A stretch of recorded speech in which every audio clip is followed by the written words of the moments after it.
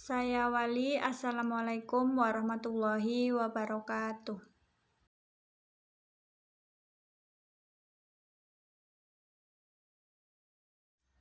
Perkenalkan, nama saya Syakbaini Az-Zahro, NPM 4320600149, kelas akuntansi 6A.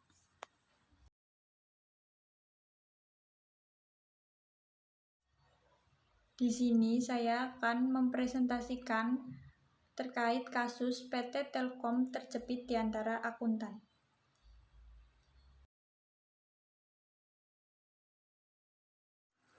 Sebelum saya membahas tentang kasus PT Telkom terjepit di antara akuntan, saya akan menjelaskan tentang Good Corporate Governance atau GCG. Merupakan prinsip-prinsip yang diterapkan oleh perusahaan untuk memaksimalkan nilai perusahaan, meningkatkan kinerja dan kontribusi perusahaan, serta menjaga keberlanjutan perusahaan secara jangka panjang.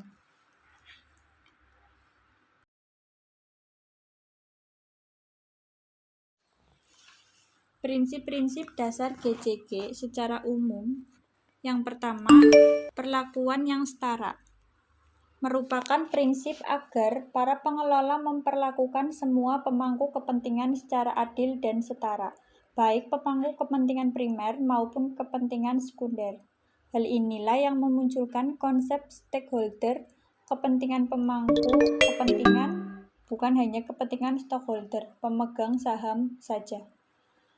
Yang kedua, prinsip transparansi, sering disebut juga prinsip keterbukaan. Artinya kewajiban bagi para pengelola untuk menjalankan prinsip keterbukaan dalam proses keputusan dan penyampaian informasi. Keterbukaan dalam menyampaikan informasi juga mengandung arti bahwa informasi yang disampaikan harus lengkap, benar, dan tepat waktu kepada semua pemangku kepentingan. Tidak boleh ada hal-hal yang dirahasiakan, disembunyikan, ditutup-tutupi, atau ditunda-tunda pengungkapannya. Yang ketiga, prinsip akuntabilitas adalah prinsip di mana para pengelola berkewajiban untuk membina sistem akuntansi yang efektif untuk menghasilkan laporan keuangan, financial statement, yang dapat dipercaya. Untuk itu diperlukan kejelasan fungsi, pelaksanaan, dan pertanggungjawaban setiap organ sehingga pengelola berjalan efektif. Yang keempat, prinsip responsibilitas atau prinsip tanggung jawab adalah prinsip di mana para pengelola wajib memberikan pertanggungjawaban atas semua tindakan dalam mengelola perusahaan kepada para pemangku kepentingan sebagai wujud kepercayaan yang diberikan kepadanya. Prinsip tanggung jawab ada sebagai konsekuensi logis dari kepercayaan dan wewenang yang diberikan oleh para pemangku kepentingan kepada para pengelola perusahaan. Tanggung jawab ini mempunyai 5 dimensi, yaitu ekonomi, hukum, moral, sosial, dan spiritual. Yang kelima, prinsip kemandirian. Sebagai tambahan prinsip dalam mengelola BUMN, artinya suatu keadaan di mana para pengelola dapat mengambil suatu keputusan bersifat profesional, mandiri, bebas dari konflik kepentingan, dan bebas dari tekanan atau pengaruh dari manapun yang bertentangan dengan perundang-undangan yang berlaku dan prinsip-prinsip pengelolaan yang sehat.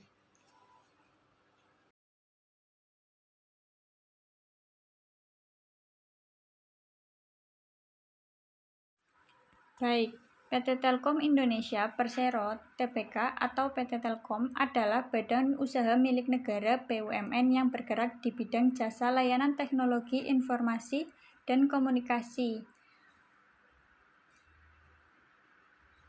TIK, dan jaringan telekomunikasi di Indonesia. Pemegang saham mayoritas Telkom adalah pemerintah Republik Indonesia sebesar 52,09%. Sedangkan 47,91% sisanya dikuasai oleh publik. Saham Telkom diperdagangkan di Bursa Efek Indonesia atau BI dengan kode TLKM dan New York Stock Exchange NYSE dengan kode TLK.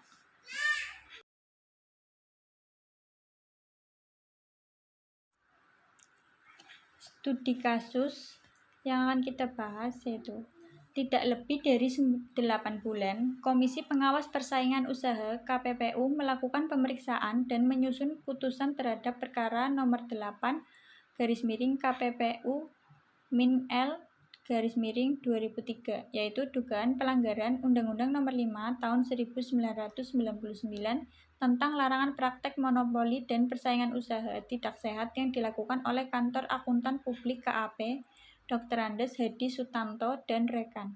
Sekarang bernama KAP Haryanto Sahari dan rekan, yang merupakan anggota firm dari kantor akuntan publik asing PricewaterhouseCoopers, yang selanjutnya disebut terlapor.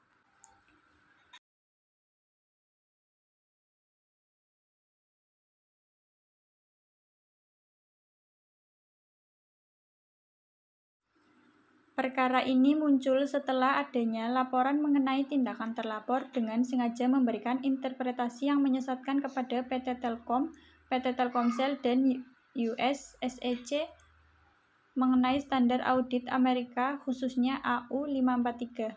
Tindakan terlapor tersebut mengakibatkan rusaknya kualitas audit yang dilakukan oleh KAP Edi Pianto atas laporan keuangan konsolidasi PT Telkom tahun buku 2002, sehingga menghalangi KAP Edi Pianto untuk bersaing dengan terlapor sehubungan dengan penyediaan layanan audit ke perusahaan besar yang tercatat di lantai bursa.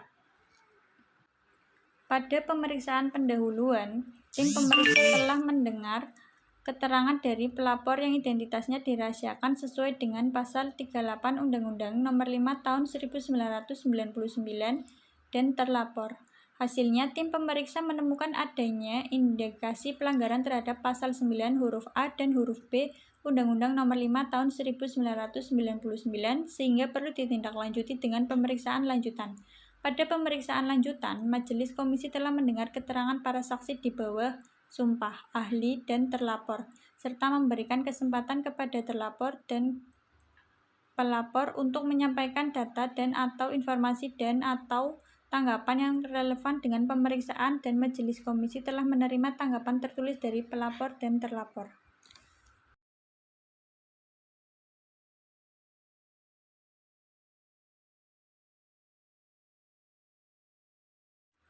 Inti dari permasalahan perkara ini adalah terlapor yang mengaudit laporan keuangan PT Telkomsel tahun buku 2002 tidak bersedia terasosiasi dengan pekerjaan audit KAP Edi Pianto karena terlapor menghindari risiko yang dapat merugikan jika terasosiasi dengan pekerjaan audit KAP Edi Pianto. Ketidaksediaan terlapor karena keraguan kelayakan hak berpraktek KAP Edi Pianto di hadapan US SEC serta meminta kesempatan untuk membaca dan mereview seluruh kopi Form 20F PT Telkom sebelum diajukan ke US SEC. Untuk itu, terlapor menolak hasil auditnya untuk diaju dalam pekerjaan audit KAP Edi Pianto dalam Form 20F PT Telkom. KAP Edi Pianto tetap mengacu kepada hasil audit terlapor dan menyelesaikan audit laporan keuangan konsolidasi PT Telkom. Sementara itu, untuk tetap tidak terasosiasi dengan pekerjaan audit KAP Edi Pianto, terlapor tidak memberi izin laporan auditnya dilampirkan dalam Form 20F PT Telkom.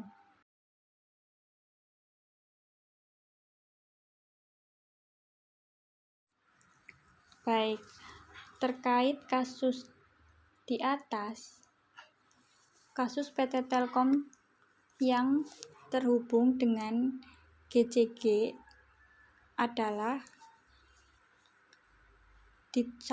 Ditolaknya Form 20F yang disampaikan oleh PT Telkom terhadap Securities and Exchange Commission atau SEC dikarenakan laporan konsolidasi keuangan PT Telkom tahun 2002 sebelum memperoleh kendali mutu kontrol kualitas QC dari Grant Thornton LLP selaku US affiliate dari Kantor Akuntan Publik KAP Edi Pianto, yang dimana PT Telkom telah bangkrut prinsip GCG terkait akuntabilitas.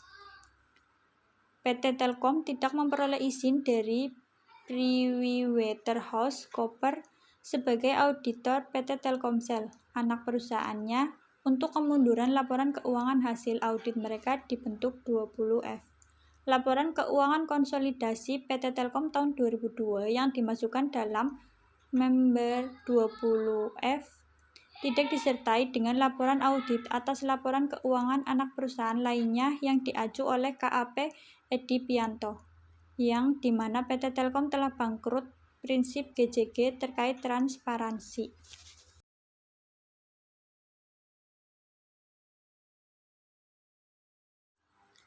Yang kedua, Ketua Badan Pengawas Pasar Modal Bapepam Harwodayatmo mengatakan bahwa pihaknya akan menghentikan sementara kegiatan KAP Dipianto.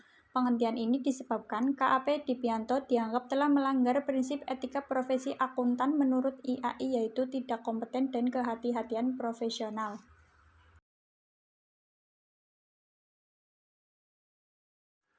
Ketiga, usulan Ventura bersama ini menyakitkan bagi karyawan PT Telkom yang membayangkan perusahaan tempat mereka bekerja selama bertahun-tahun dipecah dan diserahkan kepada pihak lain.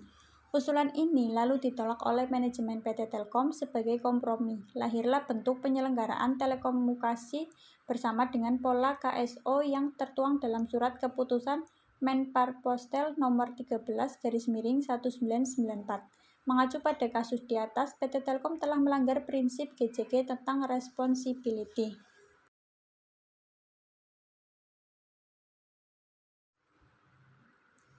Yang keempat, sistem KSO yang dimulai dilaksanakan tahun 1996 ternyata tidak berjalan sesuai dengan yang diharapkan. Target pembangunan yang dijadwalkan dalam 3 tahun hanya dicapai oleh PT Mitra Global Telekomunikasi Indonesia di Divisi Regional 4 Jawa Tengah. Mengacu pada kasus di atas, PT Telkom melanggar prinsip GJG tentang responsibility.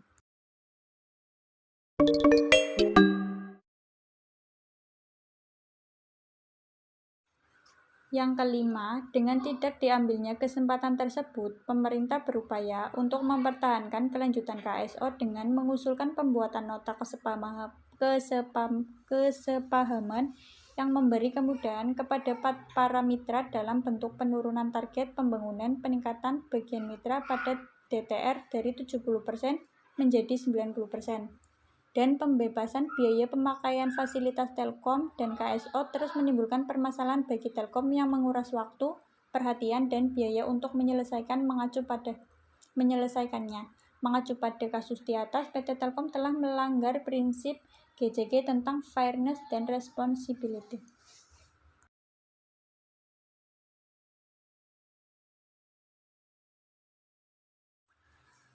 Baiklah, itu tadi presentasi saya mengenai kasus PT Telkom yang terjepit di antara akuntan. Kurang lebihnya mohon maaf. Sekian, terima kasih. Wassalamualaikum warahmatullahi wabarakatuh.